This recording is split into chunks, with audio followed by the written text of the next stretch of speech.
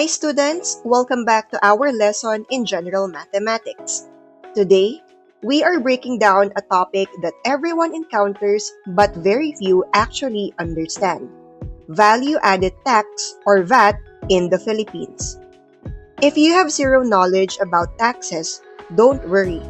By the end of this lesson, you'll exactly know how to read a receipt, price a product, and understand where your money goes.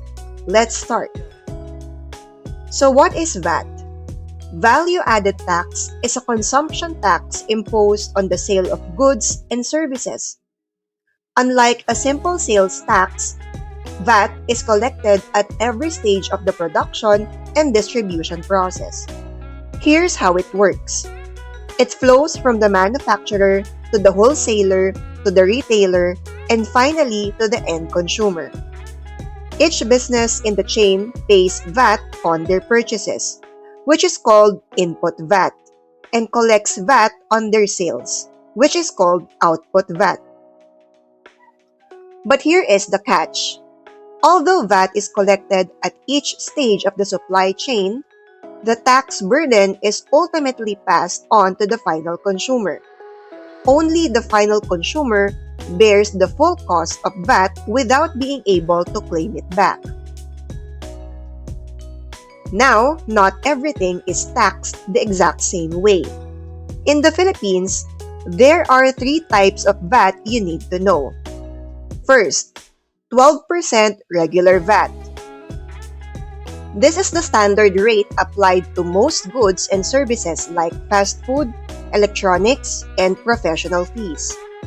Businesses collect this from customers and remit to the BIR.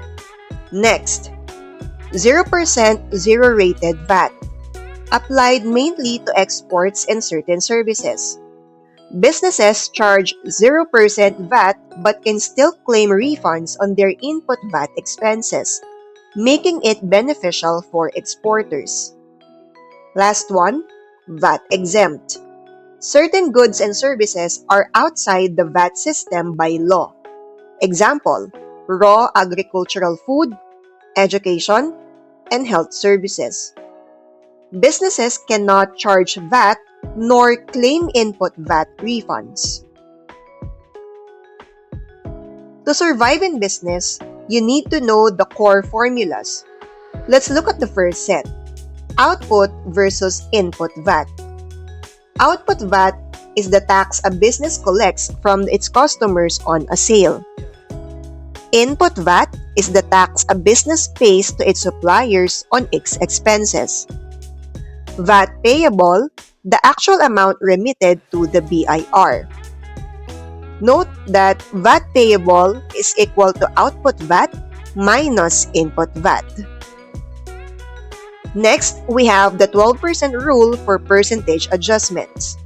To add VAT or apply percentage increase, total price, VAT-Inclusive, equals base price times 1.12. To remove VAT or apply a percentage decrease, base price, VAT-Inclusive, equals total price divided by 1.12. Now, you might be wondering, why exactly do we use 1.12? Think of the original base price of an item as 100%. The government is adding an extra 12% tax on top of that. Together, that makes 112%.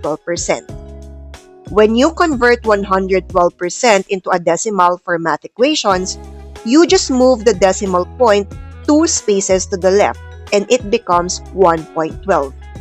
So, multiplying by 1.12 easily adds the full tax on top of the original price. Conversely, dividing by 1.12 strips that tax away perfectly to show you the true base price. Let's put this into practice with 5 real-world examples. Imagine you are starting a freelance graphic design business and you charge a base fee of 15,000 pesos for a logo. You need to add 12% VAT to bill your client. What is the final invoice amount? We use our formula. 15,000 pesos times 1.12 equals 16,800 pesos. The designer should bill the client 16,800 pesos. Remember, the VAT collected, which is 1,800, is not the designer's income. It must be remitted to the BIR as output VAT. Example number 2. What if you are the buyer? A pair of shoes costs 5,600 pesos VAT inclusive. How much is the base price and how much is the VAT? We divide the total by 1.12. So, 5,600 pesos divided by 1.12 is equal to 5,000 pesos. To find the tax, 5,600 pesos minus 5,000 pesos is equal to 600 pesos. Conclusion, the shoe cost 5,000 pesos before VAT, and the government collects 600 pesos as VAT. Example number 3, computing VAT payable. Let's look at a store.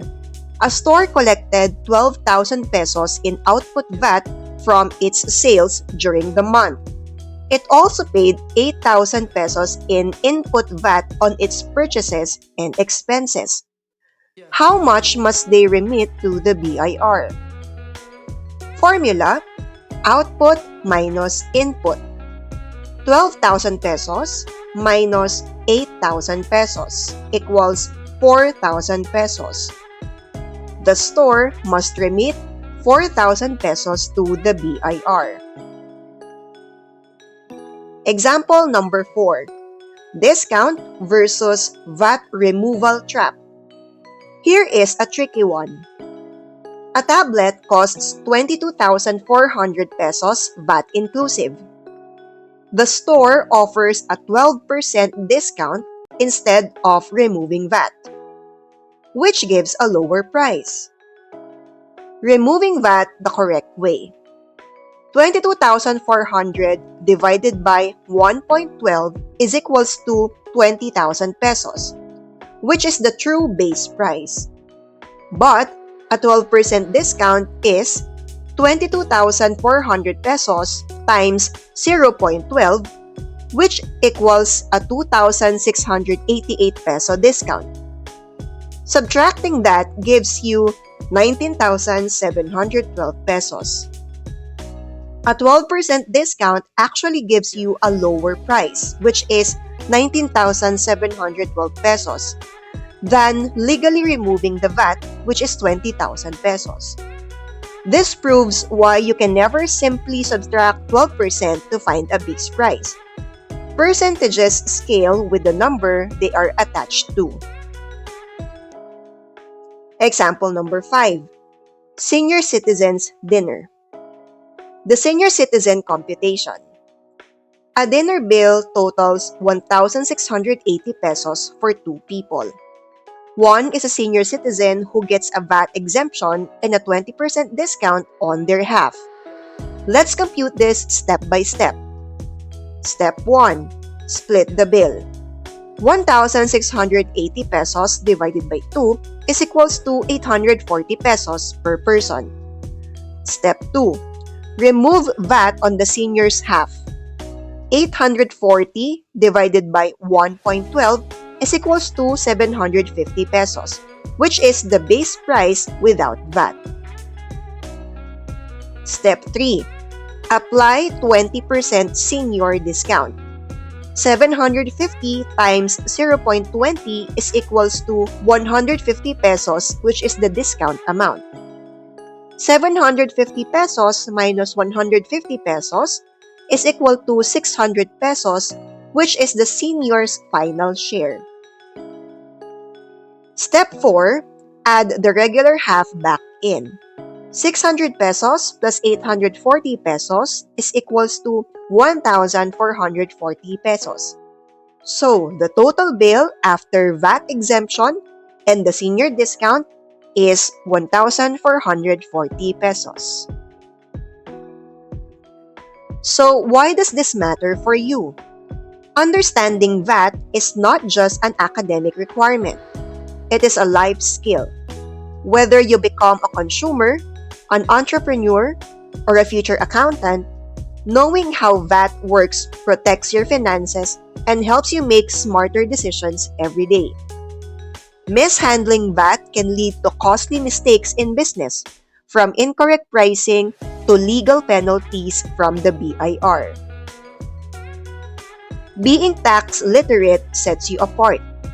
As ABM students or general learners, you are being prepared for real-world financial responsibility. It allows you to read receipts critically, price your products correctly, and manage budgets with confidence. VAT knowledge is one of the most practical tools you will carry into your professional and personal life. Apply your VAT knowledge in real life, and if you have questions, drop them in the comments below. I hope you learned a lot in this lesson. Thank you for listening. See you in the next one. Bye!